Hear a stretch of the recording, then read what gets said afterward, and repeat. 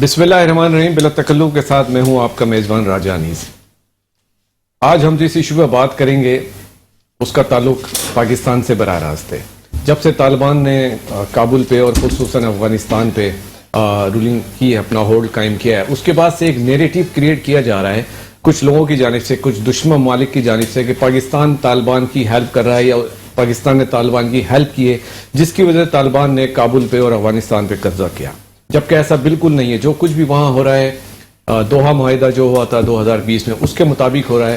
امریکہ کو بھی پتہ ہے، تمام یورپ کو پتہ ہے، تمام نیٹو کنٹریز کو پتہ ہے۔ اسی پہ ہم بات کریں گے، وہاں day by day daily basis پہ جو سچویشن چینج ہو رہی ہے پاکستان پہ، اس کا کیا اثر آئے گا۔ خدا نخواستہ وہاں پہ اگر بدامنی ہوتی ہے تو پاکستان کا اس پہ کیا اثر آئے گا۔ وہاں خوشحالی آتی ہے، امن ہوتا ہے، چین ہوتا ہے، تو پاکستان کہاں کھڑا ہوگا۔ اسی تمام باتوں پہ ہم گفتگو کریں گے۔ آج ہمارے درمیان پینلسٹ موجود ہیں، بڑے زبردست پینلسٹ ہیں جو اپنے اپنے شعبے میں مہارت رکھتے ہیں۔ سب سے پہلے میں تعارف کراؤں گا جو میرے بریگیڈیئر طارق قادر صاحب بیٹھے ہیں، جو ڈیفنس اینالسٹ ہیں، وانا آپریشن، سوات آپریشن انہوں نے لیڈ کیا تھا پاکستان میں، بڑی زبردست اپروچ رکھتے ہیں انٹرنیشنل پالیٹکس کے بارے میں بھی۔ اس کے بعد جب بھی ہم بات کرتے ہیں دو ملکوں کے درمیان تعلقات کی، تو یہ سفارتکاری بڑا اہم رول پلے کرتے ہیں دو ملکوں کے درمیان تعلقات بنانے میں اور اس کو بلڈ کرنے میں۔ ہمارے درمیان سینئر سفارتکار موجود ہیں جن کا میں تعارف کروں۔ ہمارے درمیان موجود ہیں سینئر سفارتکار ظفر شیخ صاحب، سر آپ کو ویلکم کرتے ہیں۔ اس کے بعد ایک اور ہمارے درمیان سینئر سفارتکار موجود ہیں حسن حبیب صاحب، سر آپ کو ویلکم کرتے ہیں۔ تو بریگیڈیئر طارق صاحب، میں آپ سے گفتگو کا آغاز کروں کہ ڈیلی بیسس پہ جو وہاں چینجز آ رہے ہیں، پلس یہ نیریٹو جو انڈیا کی طرف سے آ رہا ہے کہ پاکستان نے طالبان کو سپورٹ کیا کر رہا ہے، اس کے بارے میں آپ کیا رائے دیں گے؟ راجہ تھینک یو ویری مچ۔ سب سے پہلے تو آپ کو ہمیں انوائٹ کرنے کا۔ سیکنڈلی جو ڈیلی چینجز کی آپ نے بات کی، دیکھیں یہ تو روٹین چینجز ہیں ڈے ٹو ڈے بیسس پہ، جن کا بہت بڑا اسٹریٹجک فرق نہیں پڑتا۔ اصل جو فرق پڑا ہے کہ آپ نے دوحہ امریکن کا آنا، ان کا آبجیکٹو ذہن میں کس آبجیکٹو کے ساتھ آئے تھے وہ آپ پہلے سوچ لیں۔ اس کے بعد پھر ان کو نکلنے کا طریقہ کار جو ہے وہ دوحہ آفس اسٹیبلش ہونے کے بعد شروع ہوئے۔ تو دوحہ آفس اسٹیبلش ہونے کے بعد جو بات چیت ہوئی ہے، اس بات چیت کا جو نتیجہ نکلا ہے، اور اس نتیجے میں جو چینجز افغانستان میں آئی ہیں، اور وہ چینجز کا آخری جو مرحلہ ہے وہ امریکہ کا پل آؤٹ ہے۔ تو یہ سارے مراحل جو ہیں وہ ایگریڈ ایک انٹرنیشنل انسٹرومنٹ کے تحت ہو رہے تھے، اور اس میں پاکستان نے ایک کلیدی مطلب بہت ہی نمایاں رول پلے کیا۔ اس میں اسپوائلرز بہت آئے جنہوں نے وہ خراب کرنے کی کوشش کی، لیکن ایک بڑی زبردست چیز ہوئی ہے 20 سال کے اندر، بہت سارے ملکوں نے اسپوائل کرنے کی یا بہت سارے ایلیمنٹس نے خراب کرنے کی کوشش کی، لیکن پاکستان شکر الحمدللہ صدس الحمدللہ کہ پاکستان کی وہ جو اہمیت ہے، پاکستان کی جو امپورٹنس ہے، وہ اسٹیبلش تھی، رہی، اور یہ قائم ہو گئی کہ پاکستان نے جو پازیٹیو رول پلے کرنا تھا، جو مشورہ دینا تھا، اسی کے مطابق ہی ایک اینڈ سٹیٹ ہو رہا ہے۔ تو یہ تو بہت زبردست چیز ہوئی۔ اب اس کے اندر اب جو چینجز جس کی آپ بات کر رہے ہیں، کبھی دھماکے ہو رہے ہیں، کبھی کوئی بیانات آ رہے ہیں، کبھی کوئی امر اللہ صالح ادھر سے بیٹھ کے وہ ویڈیو ٹویٹ کر رہا ہے یا کوئی اور میسج کر رہا ہے، یہ وہ ہیں جو کہ اسپوائلرز ہیں، وہ جو نہیں چاہتے کہ وہ دوحہ کا بھی ایگریمنٹ امپلیمنٹ ہو، امریکنز کا پل آؤٹ بھی اسموتھ ہو، اور طالبان یا افغانستان کی جو کیونکہ طالبان تو ایک ایلیمنٹ ہے نا، پورا افغانستان تو ایز اسٹیٹ ہے، ایک اسٹیٹ کے اندر جو اسٹیبلٹی آ رہی ہے، وہ چاہے اس میں طالبان رول پلے کر رہے ہیں یا باقی جو ان کے جو کاؤنٹر پارٹس ہیں، چاہے مزار شریف، ناردرن الائنس، ہزارہ ٹرائبس، تاجکس، ازبیکس، یہ سارے مل کے جو رول پلے کر رہے ہیں، تو یہ سارے بہت سموتھ چل رہا ہے۔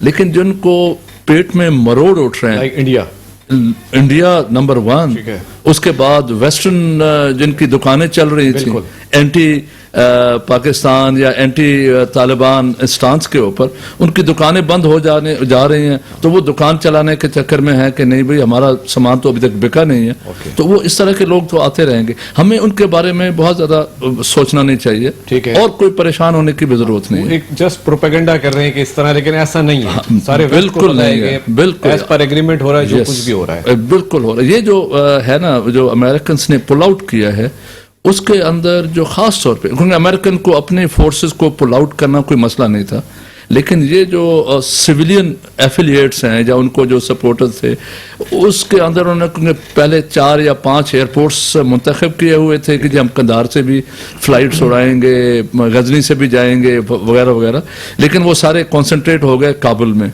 ان کو تھوڑا سا ان ایکسپیکٹڈ تھا کہ جی طالبان کو اتنا جلدی لوکلز ویلکم کریں گے اور اتنا جلدی واک تھرو مل جائے گا ادھر آنے میں, تو دے تھاٹ کہ ہمیں ٹائم لگے گا ادھر آنے میں تو ہم ان کو آرام آرام سے نکال لیں گے. But this 31 August is a agreed date, اور یہ آج کی نہیں ہے, یہ 2 مہینے کی نہیں ہے, یہ کئی سال پرانے. اور تو this is a very very stable thing. اس کے اندر اسپوائلرز یہ جو نمک ڈالنے کی کوشش کر رہے ہیں, ہمیں اسے گھبرانا نہیں چاہیے. انشاءاللہ وہ اپنے مشن میں بالکل نہیں ہوگا. اور جہاں تک پاکستان کا ویسٹرن بارڈر ہے وہ بہت اسٹیبل ہے. آپ نے جنرل بابر کی DGISPR کی بات سنی, کور کمانڈر کوئٹہ, میری کچھ دن پہلے بات ہوئی جنرل سرفراز سے. They are very composed, very comfortable, کوئی ایسا انریالسٹک. آپ بھی وزیرستان آپریشن جی میں کیونکہ خود وزیرستان میں, ساؤتھ وزیرستان, وانا, انگور اڈا, میران شاہ, یہ سارے علاقے ہم میں نے تو پیدل چل کے دیکھے ہوئے ہیں. تو لیکن وہ زمانہ اور تھا, اب جو سچویشن ہے وہ بہت اسٹیبل ہے, اللہ تعالیٰ کا کرم ہے. ٹھیک ہے بریگیڈ صاحب, میں آپ سے دوبارہ بات کرتا ہوں. ظفر شیخ صاحب, آپ ایک سفارتکار ہیں. جب ہم بات کرتے ہیں 2 ملکوں کے تعلقات کی, تو ایسا محسوس ہو رہا ہے اس وقت چائنا, ایران, ترکی, رشیا, اس میں پاکستان بھی ہے, یہ ایک بلاک بننے جا رہا ہے, اور امریکہ اور ویسٹ ان کے ساتھ نیٹو بھی مل جائے گا, بلکہ ملا ہوا ہے, ایون انڈیا. تو کیا ایسا محسوس ہو رہا ہے کہ آنے والے زمانے میں, آنے والے وقت میں 2 بلاکوں میں ہم ڈیوائیڈ ہو رہے ہیں؟ بسم اللہ الرحمن الرحیم. بہت شکریہ اگین فار انوائٹنگ اس. دیکھیں میں تو یہاں سے اسٹارٹ کروں گا کہ مڈل ایسٹ جو ہے کافی ادھر ادھر جو ویسٹ ہے یا امریکنس ہے یا دوسرے کنٹریز جو ہیں, ایک مڈل ایسٹ میں آگ انہوں نے جلا دی تھی, وہ جل رہی ہے. اس پہ آپ عراق سے لے لیں, ایران لے لیں, بڑی پرانی کہانی, اس میں ڈیٹیل میں نہیں جاتے. سیریا کا حال دیکھیں, گلف اسٹیٹس کا کیا حال ہو گیا سارا. پاکستان ایک ایسا پلیئر تھا, ایک ساری مسلم کنٹریز میں we are the only country جو نیوکلیئر ہے. اس پہ پریشر ہمیشہ بہت رہا ہے ہمیں. ہم نے بڑے پارٹ پلے کیے ہیں گلف کے ساتھ, ہمارے جو ریلیشنز تھے اور دوسرے ساری چیزیں سلسلے تھیں, مگر اس میں جو ہندوستان ہے وہ ہمیشہ ہمارے ساتھ جو ہے انہوں نے جو ہے دشمنی والا رویہ رکھا. وارس بھی لگیں, اس کے بعد ہمیشہ پریشر رکھا. تو یہ جو افغانستان کا ہے ڈائریکٹلی اس پہ آتے ہیں. افغانستان والے معاملے میں یہ 20 سال میں انڈینس نے شاید یہی سمجھا تھا کہ ہم اب یہاں ہوں گے. کئی کانسولیٹس انہوں نے وہاں اسٹیبلش کیے, میرا خیال 19 سے زیادہ ہے. اس کے بعد بلینس کی انہوں نے وہاں انویسٹمنٹ کی. ایک جو خواب تھا وہ ادھورا رہ گیا. ادھورے خواب کے علاوہ جو ہے وہ ایک دھچکا لگایا تھا. امریکنس کو دھچکا نہیں لگایا اتنا, وہ اپنے حساب سے وہ چل رہے تھے. القاعدہ کے بعد ان کی ہسٹری دیکھیں تو وقتاً بوقتاً وہ اپنے وہ جو ایک سمجھے کہ کولڈ وار کے بدلے سوویٹس کے بعد یا اسٹریٹجیکلی جو افغانستان کی لوکیشن ہے اس کو کیچ کرنے کے لیے وہ آتے ہیں. وہ انویسٹمنٹ نہیں لے کر آئے تھے, انہوں نے اسٹریٹجیکلی اس پوائنٹ کو اسٹک کر کے رکھا. ہندوستان تو اس وجہ سے آیا کہ ہم انویسٹمنٹ کریں گے, سب کچھ کریں گے. سو بہرحال وہ چیز ان میں ان کو دھچکا لگا ہے, ایک معجزہ بھی ہے. اور اس میں سب سے بڑا فورس جو تھا 90s کے بعد طالبان کا ایک سالڈ فورس بن گیا. وہ حکومت تو چلی گئی, مگر اس کے بعد یہ جو 20 سال کے بعد بی سے لے کے بی تک, بش سے لے کے بائیڈن تک جو 4 امریکن پریزیڈنٹس آئے, ان دوران میں پھر انہوں نے یہ سمجھا میرے خیال سے کہ strategically Afghanistan is very important. اور چائنا بھی اوپر ابھر رہا تھا, سوویٹس بھی وہاں فی الحال تو مر چکا تھا مگر پھر بھی وہاں. تو انہوں نے اسٹریٹجیکلی اور اپنے سارے جو حالات تھے ان کے لحاظ سے امریکنس وہاں آئے, 20 سال تک وہاں رہے. وہ اور بات ہے کہ جس طرح سے یہ جا رہے ہیں تو وہ ان کو ایکسپیکٹیشن نہیں تھی یہ طالبان جو ہے اتنی جلدی کابل کے اوپر کنٹرول کر لیں گے. میں نے دیکھا تھا بائیڈن کی پہلی اسپیچ میں اس نے یہ کہا افغانستان میں کہ وی ڈنٹ نو کہ غنی ایک دم چلا جائے گا, ہم نے اتنے بلینس آف ڈالرز ٹریلینس میں خرچہ کیا ہے, افغان آرمی کو ٹرین کیا, یہ آرمی گئی کدھر. تو یہ ایک میں سمجھتا ہوں کہ اللہ کی طرف ان کی مدد بھی تھی. یہ لوگ اب طالبان جو تھے بیچار آگے آتے جا رہے, آگے آ رہے ہیں. یہ جو افغان یہ جو کابل پہ ان کا قبضہ ہے دیٹ واز اے میریکل. ایک دم آ گیا جو بائیڈن نے خود کہا کہ ہمیں سمجھ میں نہیں آتا ہوا کیا کہ غنی ایک دم چھوڑ کے چلا گیا, ایک دم چلا گیا. اس کے بعد سارے آ گئے. جب یہ ایک دم آ گئے تو ان کی جو ہے وہ ڈیٹ تو تھی 31 اگست جیسے ہوئی تھی, مگر یہ ہے کہ ایک دم یہ جو سچویشن ابھی آ گئی ہے وہ اس کے لیے وہ پریپیئرڈ نہیں تھے. انڈین سے ایک دم بھاگ گئے. جی ہاں. اس کے بعد جو سارے اچھا دوسرا جو بڑا فیکٹر تھا کہ جو طالبان کے وقت میں اس کے بعد یا 20 سال میں جو بھی دھڑے تھے ایتھنک گروپس تھے, جیسے بریگیڈیئر صاحب نے بتایا آپ کو, کافی اس میں سارے وار لارڈس جو تھے وہ ٹوٹلی ڈفرینٹ تھے. ہر آدمی اپنے خطے کا جو بادشاہ تھا, وہ ان کے لیے طالبان نے استعفیٰ جو کہا وہ جو ہے بڑا زبردست کام کیا ہے. اینڈ اس میں آئی تھنک پاکستان ایک فیسیلیٹیٹر تھا اور انہوں نے بڑا اچھا گائیڈ کیا اس میں, کیونکہ ہمارا انٹرسٹ بھی ہے. اف افغانستان از پیسفل, ہم پیسفل ہیں. اسی وجہ سے آپ نے دوحہ سے لے کے دوحہ سے پہلے بھی جو, حالانکہ افغان نے بڑا ہمیں ٹف ٹائم بھی دیا ہے, بہت وار آن ٹیرر تو یہ رہے ہیں, تو وہیں سے یہ ساری چیزیں آپریٹ کی ہیں. پھر وہ سارے جو سلسلہ چل رہا تھا تو میں آپ سے دوبارہ جوائن کرتا ہوں. میں حسن حبیب صاحب سے پوچھنا چاہوں گا, آپ ایک سینئر سفارتکار ہیں, بڑا تجربہ ہے آپ کا. امریکہ اور پاکستان کے تعلقات کو آپ کہاں دیکھ رہے ہیں؟ دیکھیے, thank you very much for inviting. Issue یہ ہے سب سے بڑا کہ جیسے آپ پوچھتے ہیں نا کہ پاکستان کی کیا پوزیشن ہے, تو let start from the negative. اتنی بڑی جو ہے, میں شکست تو نہیں کہتا امریکہ کی, اتنا بڑا کیمپین, اتنا مہنگا کیمپین, اور اس کیمپین کا رزلٹ کچھ نہیں آیا. دیکھیے, امریکہ جب آیا تھا تو بالکل کلیئر ان کا ٹارگیٹ تھا کہ وہ طالبان سے القاعدہ کو ڈھونڈیں گے, ان کو ختم کریں گے اور پیس لائیں گے. تینوں آبجیکٹو پورے نہیں ہو سکے. سر تھوڑا مائک آگے کے لیے. تو اس میں ان کو جو نقصان حاصل ہوا ہے وہ یہ ہوا ہے کہ جو ان کا آبجیکٹو تھا وہ حاصل نہیں ہوا. طالبان سے لڑنا, نیشن بلڈنگ اور پیس تھا ہی نہیں ٹارگیٹ. لہذا اگر ہم یہ کہیں کہ امریکہ پیس نہیں لا سکا, سینٹرل گورنمنٹ نہیں لا سکا, تو یہ ان کا انیشل ٹارگیٹ نہیں تھا, اس لیے آئے بھی نہیں تھے. تو شکست امریکہ کی نہیں ہے. لیکن ایک عجیب چیز ہے, اگر آپ جنیوا ایکارڈ سے اس کو ملائیں دوحہ ایکارڈ کو, تو جو ریٹریٹ تھی وہ رشنز کی بہت آرگنائز تھی ایکسیپٹ ون انسیڈنس, لیکن امریکنز کی آرگنائز نہیں تھی. تو یہ امریکہ کا مینیجریل فلاپ ہے یا ان کا پولیٹیکل فلاپ ہے کہ ان کی آرمی کو شاید انہوں نے شیڈیول نہیں دیا تھا. اور جہاں تک ہم اکثر کہتے ہیں کہ طالبان نے کابل کیسے اتنی جلدی فتح کر لیا, تو اس پہ امریکن اپنی ایک اسٹڈی بہت ہے رینڈ کارپوریشن کی, جسے کہتے ہیں نیشنز ول ٹو فائٹ. اگر آپ کو ایک ٹارگیٹ دیا جائے کہ بھئی آپ دو ملکوں کو کمپیئر کریں کہ ان کی فوج لڑے گی یا نہیں لڑے گی, تو دیر آر سرٹن ایلیمنٹس. ان کے ساتھ کیا ہوا, افغانیوں کے ساتھ, کہ وہ کس کے لیے لڑتے. اشرف غنی بھاگ رہا ہے, they are fighting for a foreign army. تو یہ جتنی 20 سال کی ٹریننگ اور کوئی $88 بلین میں جو فوج بنی تھی 3.5 لاکھ کی, وہ کولیپس اس لیے ہو گئی کہ ان کا کوئی ایم نہیں تھا. سیکنڈلی اینڈ موسٹ امپورٹنٹلی, میرا سبجیکٹ نہیں اسٹریٹجی, لیکن وہ فوج ٹرین تھی ایئر کور کے ساتھ لڑنے کے لیے, اور امریکن نے فار سم ریزن ایئر کور نہیں دیا. تو جب ایک دفعہ ویو آئی تو کابل آٹومیٹکلی فال کر گیا. اور سرپرائزنگلی جو کابل کی کمانڈ تھی یا آرمی کی کمانڈ تھی وہ 15 اگست کو چینج کی گئی. وہ جو خوست کا کمانڈر تھا لیفٹیننٹ جنرل سمی, اس کو اسپیسیفکلی لایا اس لیے کہ وہ کابل ڈیفینڈ کرے گا. By the time he reached there was nobody to command. جو ان کی لیڈرشپ تھی کچھ نے سرنڈر کر دیا, کچھ وہاں چلے گئے, لائک دوستان وہ جتنے بھی لوگ تھے. لیک آف لیڈرشپ بھی ہم اس کو کہہ سکتے ہیں. اچھا, lastly and most importantly, Ashraf Ghani کی حکومت ریپرزینٹیٹیو نہیں تھی. ان اے کنٹری وچ از اوورwhelmingly ایتھنکلی پشتون, اس میں پتہ چلا کہ کوئی تاجک ہے, کوئی ہزارہ ہے, کوئی کچھ ہے. تو it was very in easy type of, جبکہ طالبان کا جو سورس ہے وہ بلو بلڈڈ پوپلزئی پشتونز ہیں, جن کے نزدیک یہ ملک ان کا ہے اور ٹائم ان کا ہے. تو یہ بڑی عجیب, بڑی جسے کہنا کہ کوئی PhD کی تھیسس ہے. اگر ہم دیکھیں کہ یہ کیمپین کیسے چلی, اس کا الزام پاکستان پہ لگائیں گے. میں بھی تھوڑی دیر پہلے کرن تھاپر کا بھی ایک پروگرام دیکھ رہا تھا, وہ بار بار کہہ رہا تھا پاکستانیوں نے گائیڈ کیا, یہ کیا. اپنی شکست کے لیے چھوٹا دشمن کوئی نہیں لے گا.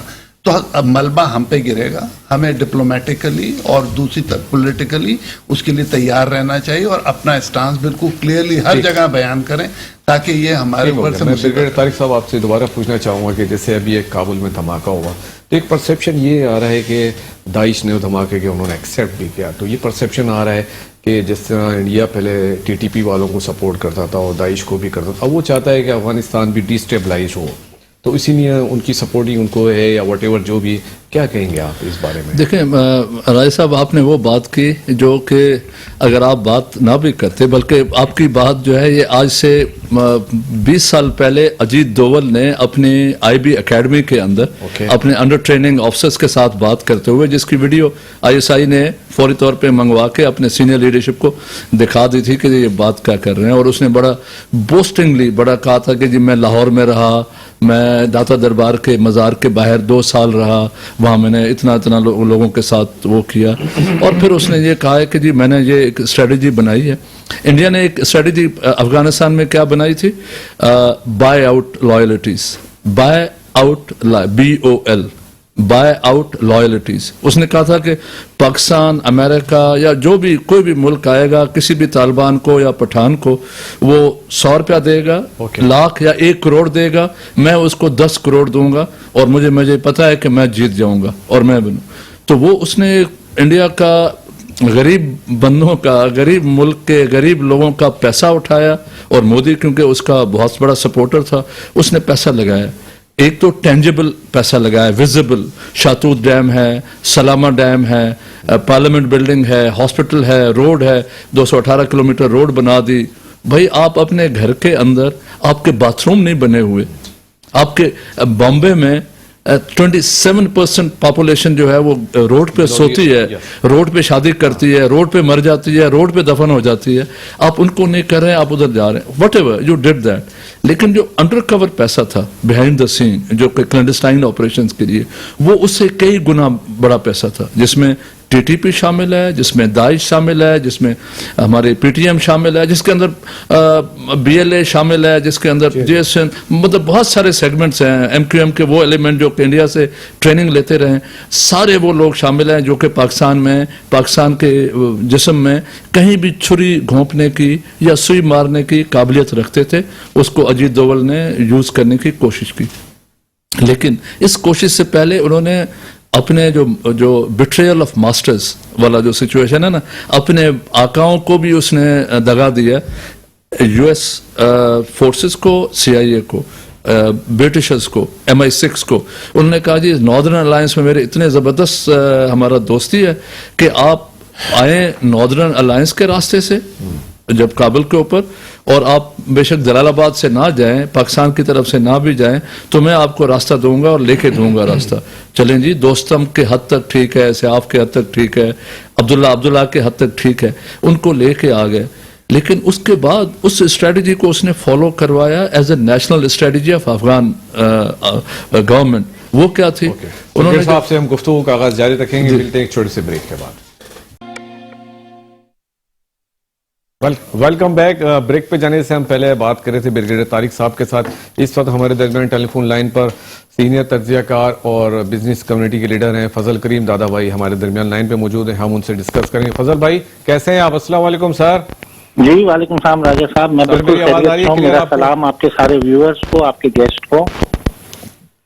سر بہت شکریہ ہمیں جوائن کرنے کا۔ میں آپ سے سوال کرنا چاہ رہا ہوں کہ ابھی جو افغانستان کا ایشو چل رہا ہے، اس میں ہم نے بہت ساری باتیں ڈسکس کی اپنے پینلسٹ کے ساتھ، بڑے سینئر تجزیہ نگار ہمارے درمیان موجود، لیکن ایک سب سے اہم ایشو جو ہم نے ابھی ڈسکس نہیں کیا، میں آپ سے ڈسکس کرنا چاہ رہا ہوں کہ ہماری قومی ایئر لائن نے کوئی 4-5 ہزار لوگوں کو وہاں سے ریسکیو کیا اس دوران، اس وار زون میں، جبکہ کوئی اور ایئر لائن وہاں پہ آپریٹ نہیں کر رہی تھی۔ تو اس کے باوجود ہماری جو ایئر لائن ہے PIA، اس کو یورپ میں ابھی تک آپ کو پتہ ہی ہے کہ ایکسیس نہیں دیا گیا ہے۔ تو آپ کیا کہیں گے؟ اس کو ایکنالج کرنا چاہیے تمام کنٹریز کو کہ PIA نے بڑا زبردست کام کیا ہے۔ جی آپ کا بہت ریلیونٹ سوال ہے۔ پاکستان کا پورے اس خطے میں اگر آپ دیکھیں تو بڑا پازیٹیو رول رہا ہے اور ہمیشہ پیس میکر کا رول رہا ہے۔ بیسائڈز افغانستان، جو سب سے بڑی جو وہ سیکریفائز ہوا ہے، وکٹم ہوا ہے، وہ پاکستان ہوا ہے۔ اب تک 85,000 پیپل ایور سنس جو ہے سوویت انویژن لے لیں، افغان جہاد لے لیں، سول وار لے لیں، اور یہ جو 2 ڈیکیڈز کی وار چلی ہے، اس میں 85,000 لائیوز ہیو بین لاسٹ، اور $152 بلین کا نقصان اٹھایا ہے ہم لوگوں نے اب تک۔ اور اس وقت بھی اگر آپ دیکھیں، جیسے آپ نے یہ سوال پوچھا، تو بگیسٹ ایور ایویکویشن جو ہو رہی ہے فورن نیشنلز کی افغانستان سے، وہ پاکستان میں ہو رہی ہے۔ مور دین 5,500 people since 15th August of this year has been evacuated from there और लगभग 113 फ्लाइट्स ऑपरेट हुई हैं जिसमें मिलिट्री और कमर्शियल एयरक्राफ्ट इंक्लूसिव की मैं बात कर रहा हूँ। और इसमें अगर आपको याद भी होगा कि PIA की भी जो परवाज वहां पे गई थी और जब उनने जीरो किया था अपने इसको टावर को, तो हम वहां से लोगों को लेकर रेस्क्यू लेकर गए थे, उसमें खाली पाकिस्तानी नहीं थे, सारे नेशनल्स थे। अब लम्हाए फिक्रिया ये होता है कि देखिए जब भी कोई बात आती है इस खित्ते में तो पाकिस्तान ने आज फजल करीम साहब की लाइन ड्रॉप हो गई, हम उसकी तरफ दोबारा आएंगे। मैं जफर शेख साहब आपकी तरफ आऊँगा दोबारा कि मैं पूछना चाहूँगा कि आपके ख्याल में अमेरिका और वेस्ट यू टर्न लेंगे तालिबान को एक्सेप्ट करने के लिए? ठीक है, अर्ज किया मैंने कि जब तक कि कोई इनकी नई गवर्नमेंट बन नहीं जाती, क्योंकि ये 20 साल के बाद they are different Taliban, I mean दूसरी जनरेशन एक किस्म की, अगर आप कहें सेकंड जनरेशन ऑफ तालिबान से है। पहले तो जैसे भी थे तो दे आर मोर और लेस एक सेक्युलर टच की तरफ आ रहे हैं, क्योंकि नॉर्दर्न अलायंस से बात कर रहे हैं, करजाई से बात कर रहे हैं, अब्दुल्ला से बात कर रहे हैं, सारे मतलब उनके जो ग्रुप्स हैं उनसे, अभी मसूद से बात कर रहे हैं पंजशेर में, जो आपको पता है सारा सिलसिला चल रहा है। ये सारा जो पावर शेयरिंग वाला जो सिलसिला चल रहा है, हाइड एंड सीक, ये जब तक इसका कोई शेप नहीं बन जाती, I think even Pakistan we are looking at the Taliban के किस किस्म की हुकूमत वो आएगी। वेस्ट और अमेरिकन जो हैं पहले ही उनका जो एतमाद हिला हुआ है, वो तब कुछ न कुछ करेंगे और जो रिकग्नाइज करेंगे जब तक कि तालिबान से हुकूमत सिर्फ नहीं बनती, बट आई थिंक तालिबान के बाद भी कम से कम 6 महीने तक मेरी एनालिसिस ये कि उनको देखेंगे कि ये उस तरह के तालिबान तो नहीं है, ह्यूमन राइट्स की वायलेशन तो नहीं हो रही, विमेन के जो राइट्स हैं उनको दिए जा रहे हैं नहीं दिए जा रहे हैं, या जो इन्होंने कहा है जो एग्रीमेंट में भी था वो उस पर स्टिक टू इट। तो I think they are careful and cautious at the moment, they will not recognise so early. Hasan हबीब साहब, मैं आपसे पूछना चाहूँगा कि अभी जैसे इन्होंने सर से मैंने बात की कि अमेरिका और यूरोपियन के बारे में, तो मुस्लिम कंट्रीज इंक्लूडिंग पाकिस्तान, क्या वो भी यही सोच रहे हैं या वेट कर रहे हैं वो भी?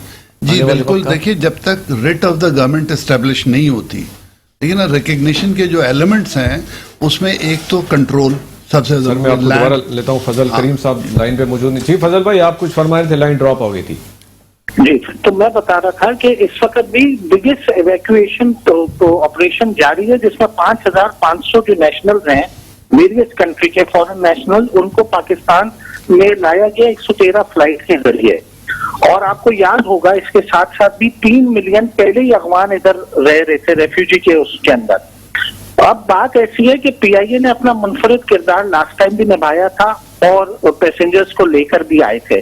तो आप ये देखें कि इस वक्त हमारी जो मोस्ट वाइटल रूट्स थे, जो बहुत ज्यादा प्रॉफिटेबल रूट्स थे, उसको इनमें पूरी EU के अंदर भी उसको रिस्ट्रिक्ट किया गया था on one pretext of the other. किसी ने पायलट का, किसी ने एयरवर्दीनेस का एक्सक्यूज देकर।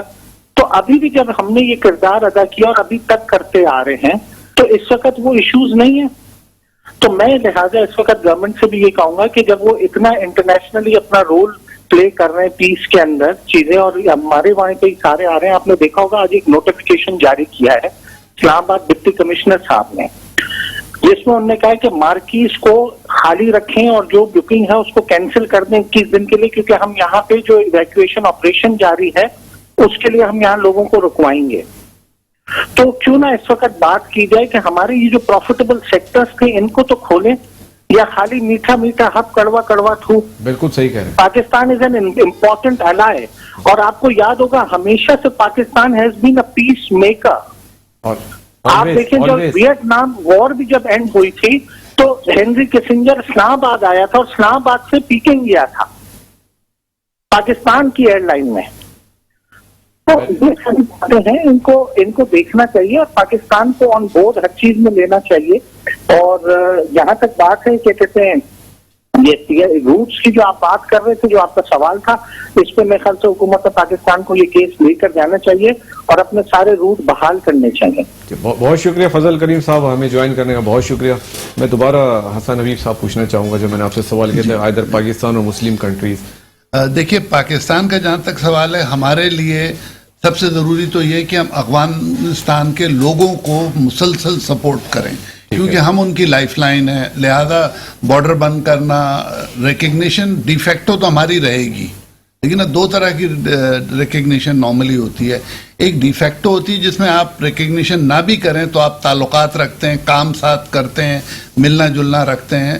और फिर डिजोर होती है जो लीगल होती है कि जी चारों एलिमेंट्स मौजूद हैं, उनका कंट्रोल है, गवर्नमेंट है, लोगों पे और रिसोर्सेज पे है और बॉर्डर्स पे उनका कंट्रोल है.